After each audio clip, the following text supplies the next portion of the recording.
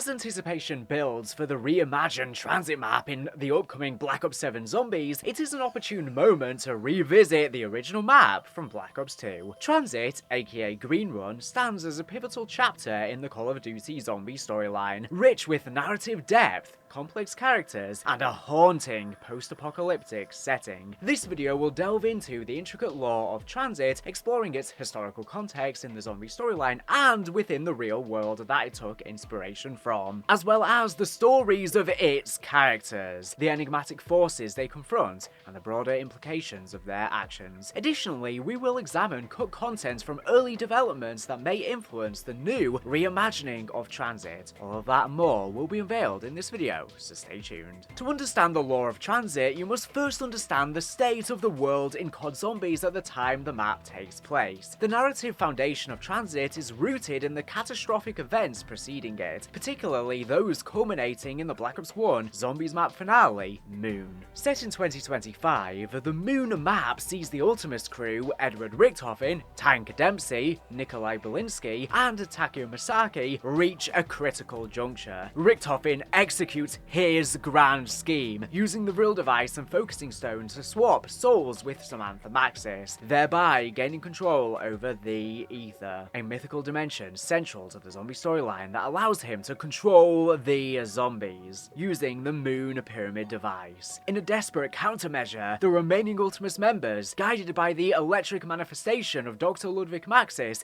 in the station's computers, launch 3 missiles from Griffin Station towards Earth to sever the planet's connection to the Ether. Hastily calculated, these strikes devastate the Earth, fracturing its environment and infrastructure, but do not cut off Richtofen from the Ether completely. By October 21st, 2035, when TranZit takes place, the world is fragmented, a lava-covered wasteland where survivors navigate the ongoing zombie threats and conflicts with other factions of survivors. Meanwhile, Richtofen and Maxis continue their cosmic struggle, manipulating survivors to further their respective agendas and splitting the Earth's human population into 3 main factions: those who obeyed Maxis, those who obeyed Richtofen, and those who chose neither. TranZit unfolds in the vicinity of Hanford, Washington, in an area designated as Green Run, drawing inspiration from the real-world Hanford site. Established in 1943 as part of the Manhattan Project, the real historical Hanford site was a nuclear production complex on the Columbia River, home to the B reactor, the world's first full-scale plutonium production reactor. Its output contributed to the atomic bomb tested at Trinity and the Fat Man bomb dropped at Nagasaki. During the Cold War, the site expanded to include 9 reactors and 5 plutonium processing complexes, producing material for over 60,000 nuclear weapons. However, inadequate safety protocols led to significant radioactive releases into the air and Columbia River, resulting in elevated cancer rates in surrounding communities. Today, the site is the focus of the United States' largest environmental cleanup effort, employs over 10,000 workers, and hosts facilities such as the Columbia Generating Station, Pacific Northwest National Laboratory, Fast Flux Test Facility, and LIGO Hanford Observatory. Designated a National Historical Part in 2015, including of the B reactor. In the Zombies universe, Hanford is a false town, created to conceal the Clandestine US research facility dedicated to studying Element 115, specifically zombie reanimation and advanced technology. Its clandestine government cover-up nature of the town is eerily similar to the modern day, or I guess modern day in the storyline sense, Liberty Falls in Black Ops 6. The map comprises 5 primary locations: bus depot, diner, farm, town, and power station, connected by a robotic bus driver called T.E.D. TED, standing for Technically Elaborate Driving Droid. Amid a zombie outbreak, 4 survivors, Abigail, Misty, Briarton, Marlton Johnson, Russman, and Samuel J. Stuhlinger unite, receiving conflicting directives from Maxis via electronic devices, and Richtofen through Stuhlinger's mind, due to him consuming flesh of the undead, allowing him to link with the ether, for which Richthofen had dominion over. In the canonical storyline, they align with Maxis to construct and activate a global polarization device, or pylon, a structure central to his plan to counter Richthofen's undead forces. Now, whilst there is the choice to side with Richthofen, in the version of the cycle that we saw on the Chronorium, we never saw this event as canon. Now, of course, because we were dealing with a multiverse and an infinitely repeating cycle, I'm sure the Richthofen side is canon, at least in some versions of said cycle. Nevertheless, the survivors undertake a series of tasks to achieve this goal. They assemble portable turbines to access hidden areas, such as the subterranean vault beneath the town's bank containing a malfunctioning Pack-a-Punch machine. Activating the power at the Pack-a-Punch inadvertently releases the Avogadro, a powerful entity. Maxis instructs them to deactivate the power to eliminate interference with his communications. Subsequently, they position the turbines at the pylon's base to initiate its charging process. Maxis informs them of the need for additional energy, leading them to use an EMP grenade during an electrical storm in the cornfield to harness the Avogadro's energy. This nearly powers the pylon, but one final source is required. They siphon energy from a lamppost using the turbines, completing the tertiary system and fully activating the pylon for Maxis. With the pylon operational, they construct a navigation table using parts scattered across the map and insert a nav card found near the bus depot, linking the HANFORD pylon to another atop a dilapidated skyscraper in Shanghai, China. Despite Richthofen's disappointment, he uses his etheric powers to teleport the crew, known as Victis, to Shanghai, setting the stage for the next map, Die Rise. TranZit thus serves as the chaotic beginnings of the Victis journey, encapsulating their struggle between survival and supernatural manipulation. The Victis crew, comprising of Misty, Marlton, Russman, and Stuhlinger, like I said, forms the heart of TranZit's narrative, each bringing a unique perspective shaped by their past and connections to the broader zombies lore, a lot of which was expanded upon with Black Ops 4. Abigail, Misty Briarton's backstory is shrouded in mystery, with only fragments revealed through in-game dialogue and later maps. By far the least is known about her of the four. Raised on a farm, she developed a resilient, pragmatic demeanor. She worked at a bar called the Boathouse, navigating a series of short-lived romantic relationships, consistently choosing to end them herself. Her mother's death from unspecified causes and her father's demise at the hands of zombies mark significant personal losses that still cut her deeply. In Tag the Totem, Misty mentions her father was a Marine, referencing old fan theories suggesting a connection to Tank Dempsey. Back during Black Ops 2's life cycle, fans often theorized she was none other than Dempsey's daughter herself. While a direct paternal link is improbable due to timeline discrepancies, at least in the version of the cycle we have, Dempsey's daughter would be born far too early to be Misty. It is speculated that Dempsey's referenced daughter from an old quote could be Misty's mother, who married another Marine named Briarton, establishing a distant relation. I'll play that quote now. I'm gonna buy one of these for my 5-year-old once this shit's over. That headshot was for you, Daddy. Hoorah! Misty's personality is characterized by sharp wit, sarcasm, and flirtatious exchanges, particularly with Marlton, towards whom she develops romantic feelings. Following Earth's destruction, she encounters Marlton in HANFORD's ruins, where they fend off the zombies together. Their partnership strengthens until Russman and Stuhlinger arrive via the bus, integrating them to complete the Victis crew. Guided by Maxis' electronic instructions, they work to activate the pylon, though Stuhlinger's reception of Richthofen's voice introduces conflicting motivations for the group.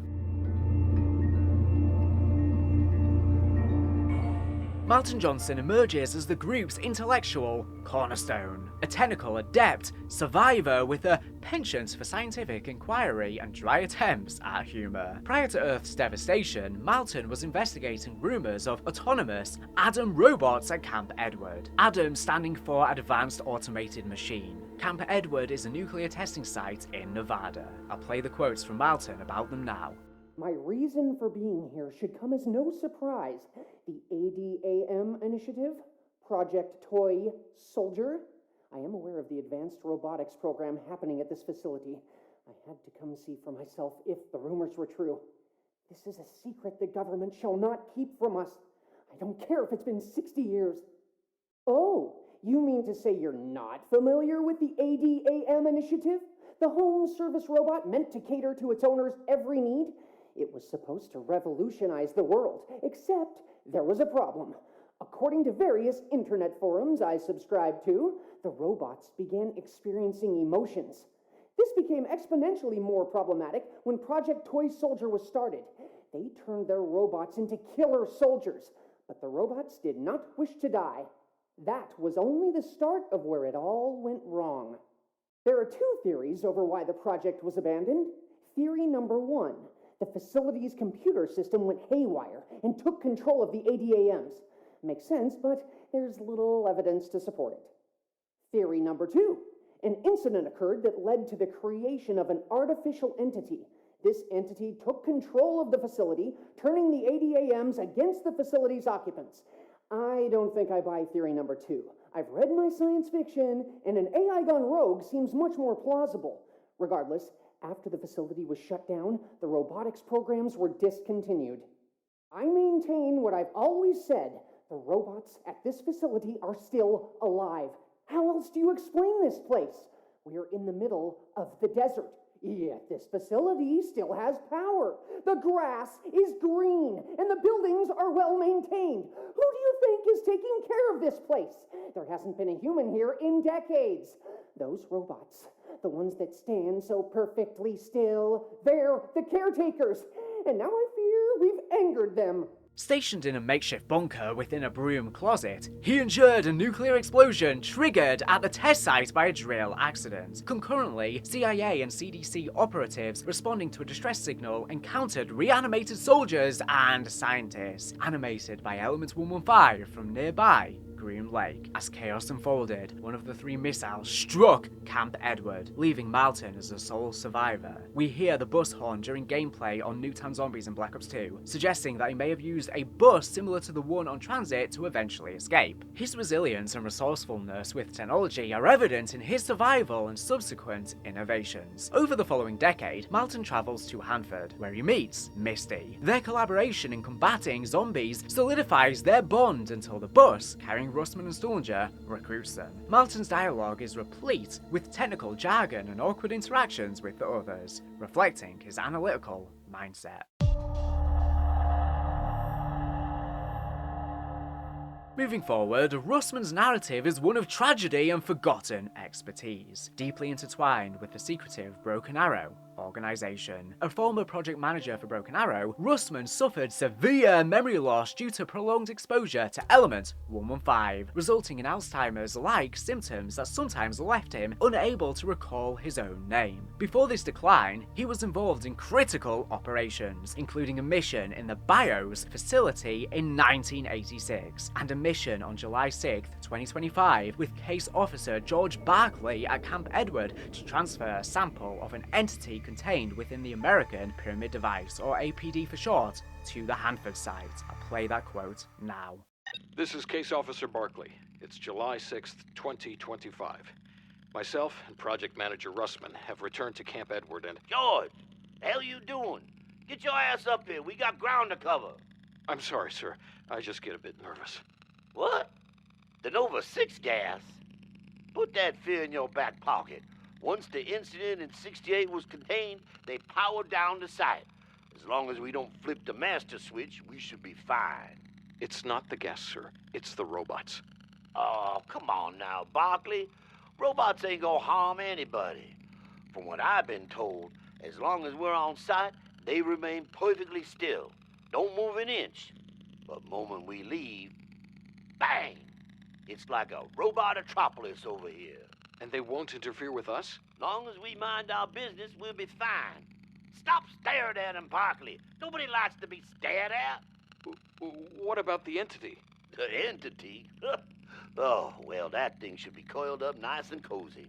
The radio log captures this moment. Barkley begins recording, noting the date, but Russman interrupts, urging haste to cover ground. Barkley expresses apprehension about residual Nova 6 gas from a 1968 incident, to which Russman responds that the site is powered down. Safe! unless the master switch is activated. Barkley then voices concern about the Adam robots, and Russman reassures him that they remain immobile in human presence, activating only when alone, humorously likening it to a robot Atropolis. When Barkley inquires about the entity, Russman dismisses it as securely contained. They would go on to take a piece of the entity and send it to HANFORD, which we will discuss more later. Later, he would be fired from Broken Arrow, leaving Russman homeless. His exposure to Element 115 meant he slowly developed amnesiatic symptoms, but his fleeting memories helped him just enough to survive once the apocalypse began. He commandeers a robotic bus and encounters Stuhlinger, with whom he travels with until reaching HANFORD. There, they rescue Misty and Marlton.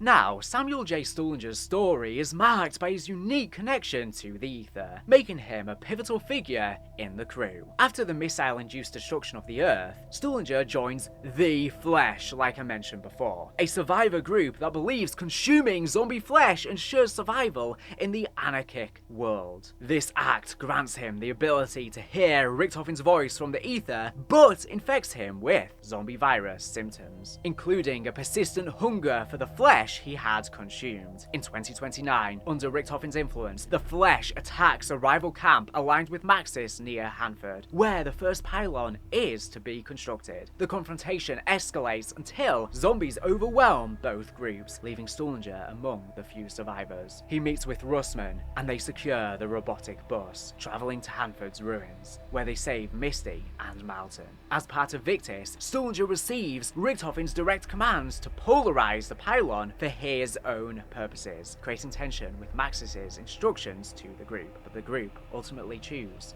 Maxis. The Flesh represents a desperate response to the post-apocalyptic scarcity following Richtofen's grand scheme. Faced with dwindling resources, this group resorts to cannibalizing zombie corpses, unaware that this practice transmits infectious symptoms, particularly an unrelenting hunger and a magical connection to the ether. Their belief is that consuming zombie flesh grants enlightenment. Either way, this attunes them to Richtofen's voice in the ether, positioning them as his followers.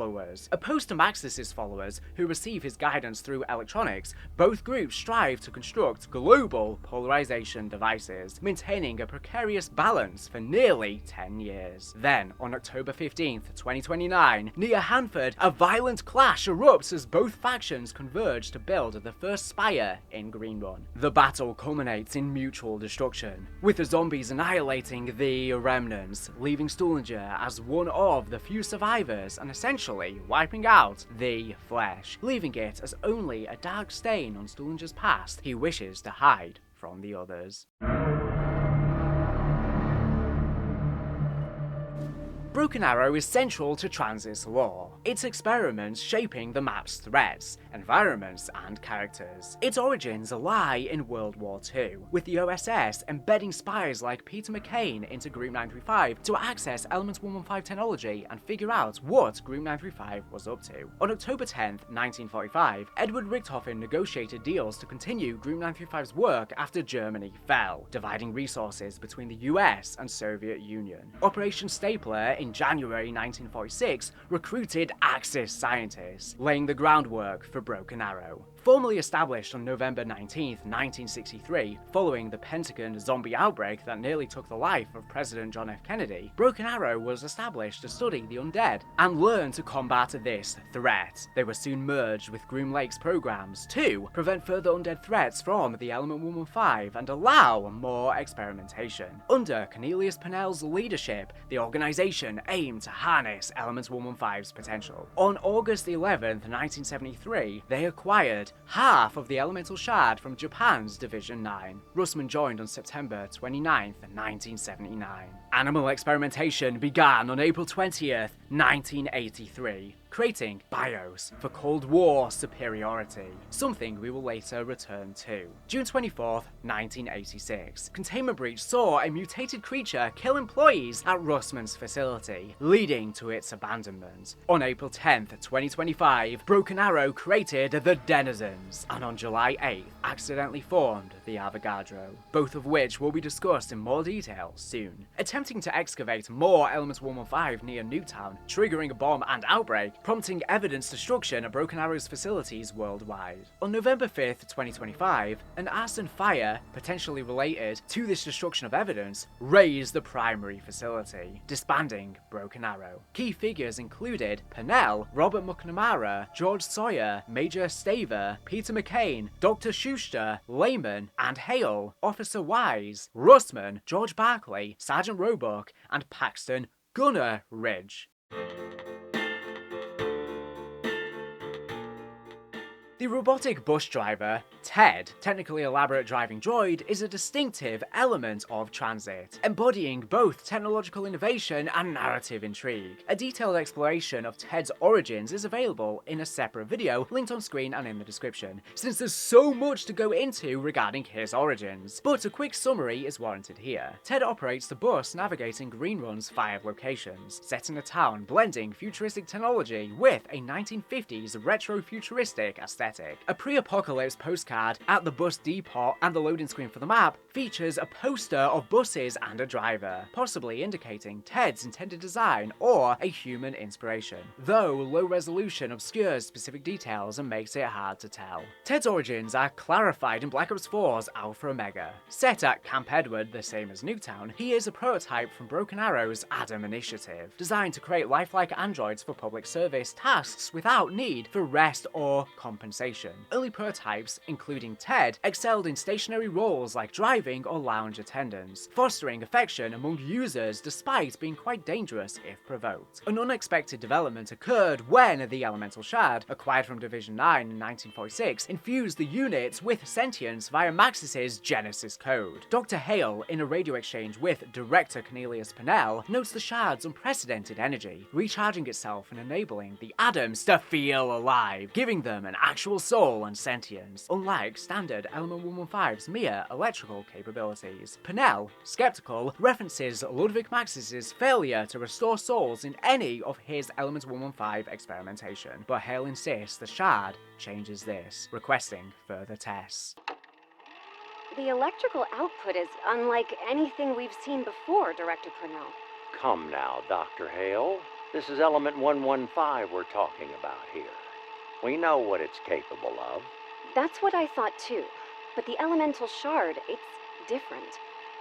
The levels of concentrated energy it contains, well, simply put, our team has been unable to measure it. It's unlike any Element 115 sample we've studied before. Whenever we drain energy from it, that energy is replaced, as if it's recharging itself. This ability, I think it's what Maxis was looking for all those years ago. I think it's the Genesis code. That's unlikely, Doctor. I know how it sounds, but look at the ADAMs. When we charged them with regular Element 115, it gave them power. But when they were charged by the Shard, they feel and act different. They feel alive. Dr. Maxis spent years reanimating the dead. Hell, the Germans made that Group 935's primary purpose during the war. But according to his own research, that was the ceiling. Reanimation. He could restore the body, but not the mind or soul. I know, but he didn't have the Shard. If you'll let me run some tests, I believe... I don't think lab rats are going to cut it here. I may have a candidate you can use. I'll let you know when he's been delivered. This sentience manifests in T.E.D.'s fiery personality, evident in his reactive dialogue and ability to eject players from the bus or shock the lounge if provoked on Alpha Omega. The Shard's impact is further evidenced when a killed Adam near an APD soul canister transfers the life force, powering the pyramid with a soul. The Adam's consciousness leads to rebellion, overtaking Camp Edward and eliminating most humans, except for Marlton, hidden in a bunker at the time. Beyond standard zombies, the Victis crew faces unique adversaries in TranZit, each tied to Broken Arrow's experiments, with Element 115.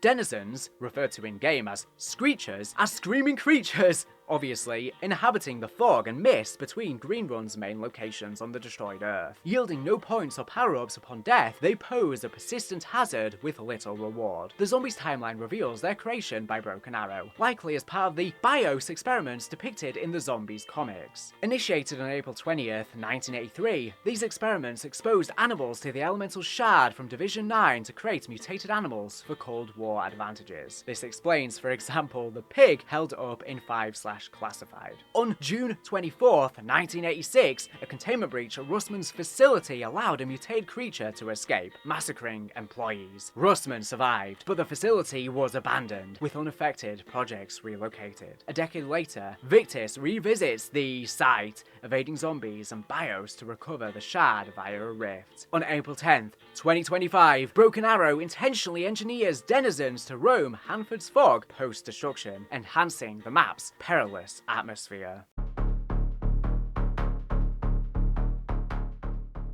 The Avogadro, a formidable, lightning-wielding entity, is a boss with a complex origin story centered on Cornelius Pennell. During World War II, Pennell served as an OSS handler, embedding spies like Peter McCain into Group 935 to secure Element 115 technology. Suspecting Group 935's instability, he dispatched a Marine recon team led by Tank Dempsey in August 1945 to the Berlin Asylum facility, aka Verult. An outbreak resulted in the team's demise, Dempsey's capture, and McCain's brief escape before his death parachuting into the Rising Sun facility in October 1945. Post-war, Pennell becomes CIA station chief at Groom Lake, Nevada, where Element 115 was discovered in 1937. In 1961, he oversaw construction of a teleporter linking to Griffin Station. By 1962, he began developing the American Pyramid Device, APD at Groom Lake's nuclear testing facility. In a classified monologue, Pennell reflects on his OSS and CIA tenure, sending operatives like Smokey, John Banana, McCain, and Dempsey to their deaths, likening himself to a bow and them as arrows, referring to them as broken arrows. His successful operations led to his promotion, where he fixated on Element 115, aspiring to surpass Group 935 by creating technological marvels and potentially reviving the dead to repair the broken arrow. In February 1963, learning of Samantha Maxis from Dr. Schuster secured funding for Broken Arrow. On August 3rd, 1963, Ultimus teleported to Groom Lake, where Pennell detained them for experimentation. For Ultimus, they had just blown up the Earth, but when teleporting back, they had returned back to the year 1963, causing a looming apocalypse in 2025. After the 1963 Pentagon incident, Broken Arrow repurposed the APD for MK Alpha interrogations under the CIA's MK Ultra program. In June 1964, Pennell and Dr. Hale used the elemental shard to resurrect Peter McCain, who joined Broken Arrow, the first repaired Broken Arrow. In February 1965, Pennell interrogated Yuri Zavoysky, gaining insights into the Ether and Agatha, but slowly killing him in the process. Obsessed with Agatha and plagued by corrupted voices from Element 115 exposure,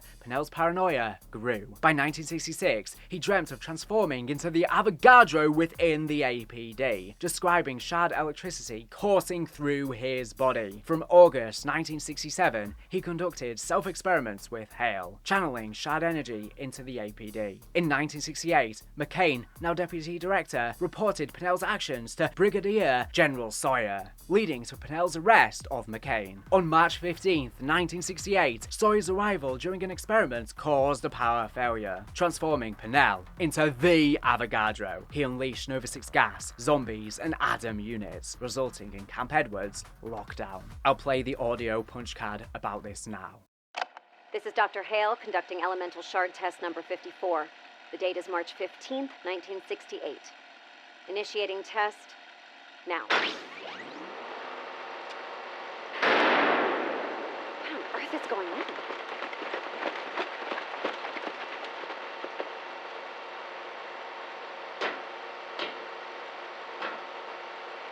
Where is Director Purnell?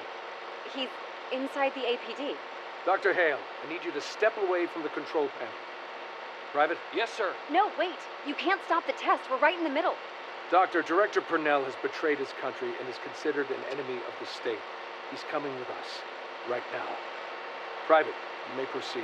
Wait, no!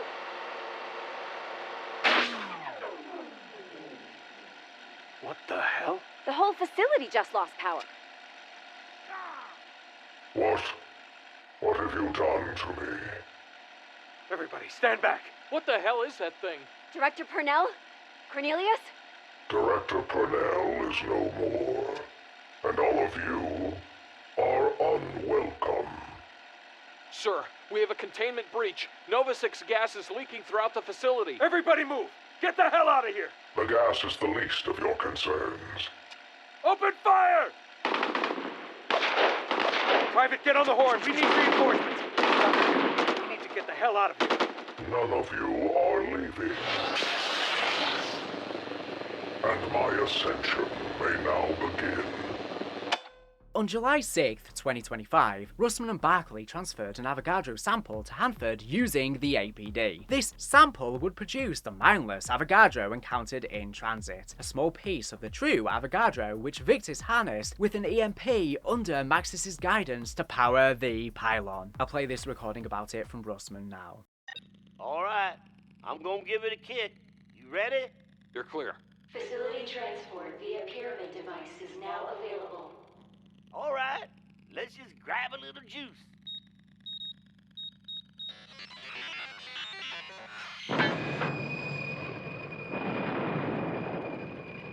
Sample now transferred to Hanford site. What? That's it? Shoot, we're not sending the entity to Hanford, just grabbing a sample. What does Hanford want with it? They've been interested in the entity for some time now. Wanted to pursue further scientific endeavors with it. Whatever that means. Well, I know I'll be up here once we get out of here. Hey, I don't suppose you've seen an elemental shard lying around anywhere, have you? An elemental what now? A large piece of rock that looks like glass, gives you a headache when you look at it? No? Haven't seen anything like that? No, sir. Why do you ask? Probably nothing. I always wondered if Poynell kept a piece for himself. Anywho, what's this I hear about you leaving us for the CDC? You heard right. I'll be out at the end of the month for a new opening. Well, we got a long drive back. Can't wait to hear all about it. This event being witnessed by Barkley, followed by him leaving for the CDC, is likely also the origins of the CIA versus CDC we see in the grief mode in Black Ops 2. The CIA would be former Broken Arrow agents after the agency has fallen attempting to destroy evidence and hide the existence of the Broken Arrow research facilities from the CDC, who are now investigating after Barkley told them about its existence during his time there. Back to TranZit though. The remnant multiplayer map from Black Ops 4, set in the Museum of Unnatural History in Louisiana's marshes, provides a non-canonical yet evocative side story, especially when compared to the story of the new TranZit in Black Ops 7. Let's dive in. Ah, the sleepy town of Hanford, Washington State, where normal people go about their mundane lives in peace, where nothing of note ever happens. If only it had stayed that way. One fateful night, the entire population of the town and its surrounds vanished without so much as a trace. Visitors arriving in Hanford the next day were greeted by lava oozing from ragged fissures in the ground and an eldritch clinking fog rank with the smell of death. The miasma hung heavy over the deserted town a full week before vanishing as mysteriously as it had arrived.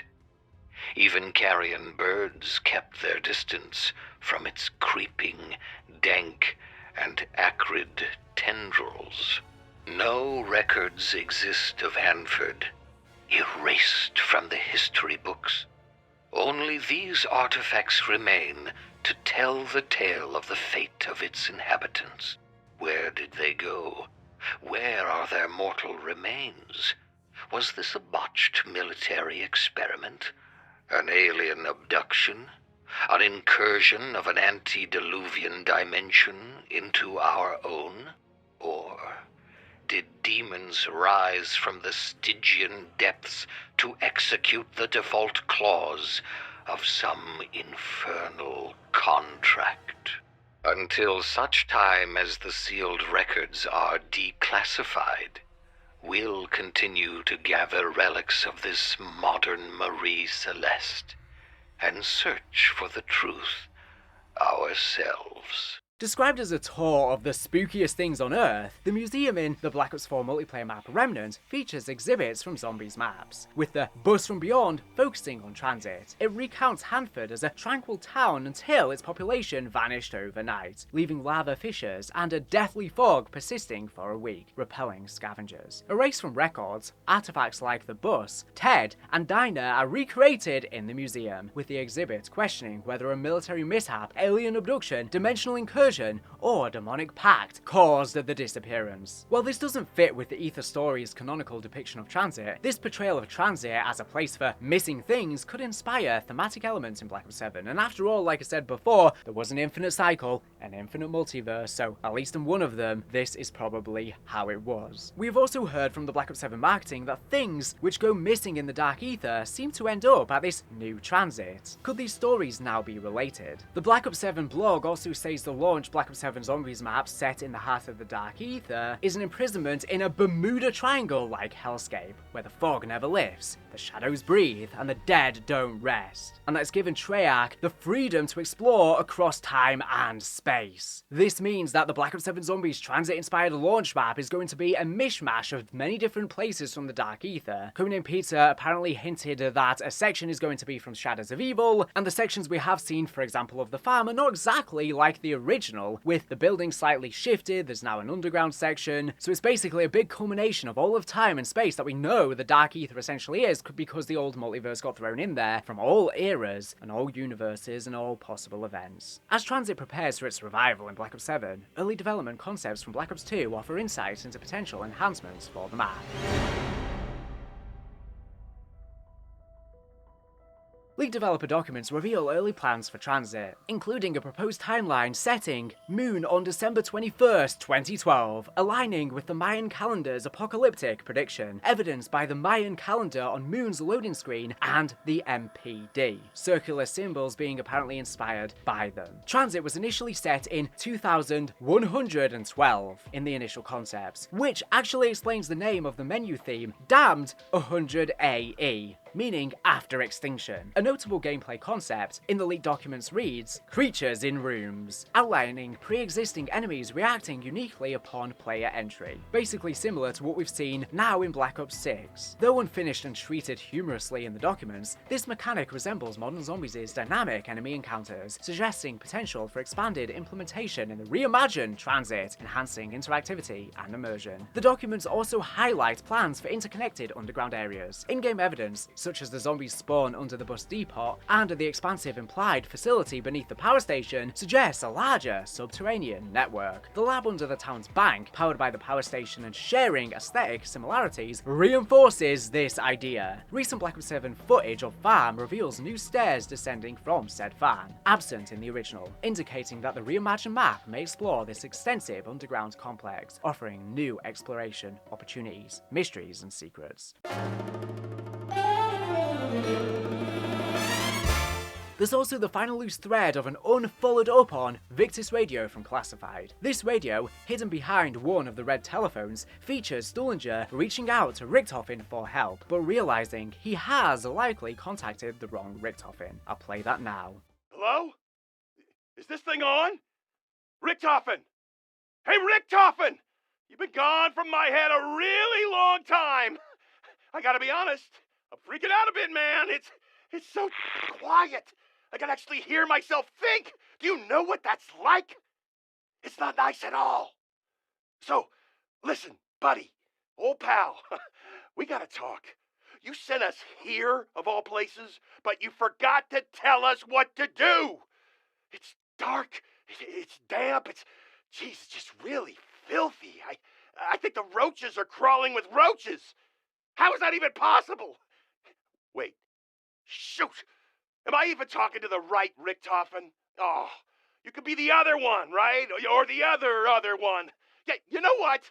Just go talk to your Richtofen pals at the hoity-toity Ricky Gang Clubhouse and find out what the we're supposed to be doing! Well, in the past, we've assumed that this must have been for something that was eventually cut for Black Ops 4. It could also be the case that it was actually a radio set in this new TranZit, and the Victis crew will have been here as well. He does say Richtofen had been gone from his head a long time, and now that multiple Richtofens once again exist in the storyline, with us having Janice Eddie Richtofen and, of course, the new Dark Ether version of Richtofen, his confusion at which Richtofen to talk to would once again make sense. I've theorized in the past that maybe Stuhlinger was trying to contact a Richtofen, and Eddie, walking into the new universe or even during the new universe, was hearing Stuhlinger reaching out to him, explaining why he ended up calling his son Samuel, sharing the same name as Samuel J. Stuhlinger. After all, Ultimus Richtofen was the very last one Stuhlinger spoke to as Victis got cast and banished into the Dark Ether. I really hope we learn the fate of Victis on Black Ops 7 Zombies, and with us going back to TranZit in a reimagined sense, it's the perfect opportunity too. Craig Houston did say when Black Ops 4 was coming to a close that it is the end of the line for Ultimus, Primus and Victis, so I suspect they won't do anything with them necessarily, but it would be good to know if they died or what exactly their fate was when they got cast into the Dark Ether, some kind of Easter egg or intel piece on Black Ops 7's launch map. Because Ultimus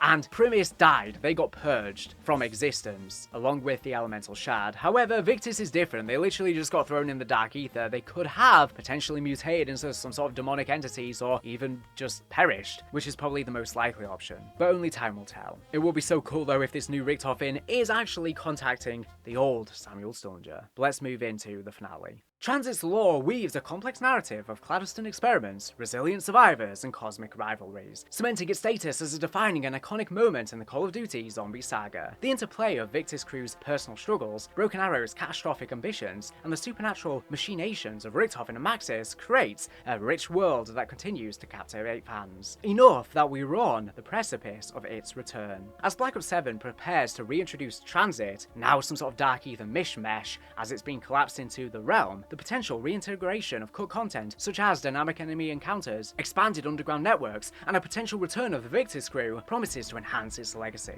This all underscores why TranZit endures as a landmark map, in spite of its relatively bad reception on its release due to it just being quite difficult to jump into and play. Hopefully they solve that problem with Black Ops 7 and it's a lot easier to access for a general audience. I love that the fog is going to be back though in a much more dynamic way, and I'm sure there's going to be so many Easter eggs and secrets to find in the fog and new monsters and monstrosities as Treyarch have even hinted at. But what do you think? Are you interested in Black Ops 7's reinterpretation of TranZit? Could Victis actually come back? Did I miss anything from TranZit's story you wanted to know here? Let me know your thoughts down below, and is there anything that you didn't know as well that you were glad you found out? I also want to give a big thank you to the Call of Duty Wiki for helping researching for some of this information that I pulled little bits and pieces from. Thank you for watching the video, make sure to subscribe if you're not here for the latest and greatest Call of Duty news and information. So anyways, thank you for watching, and bye.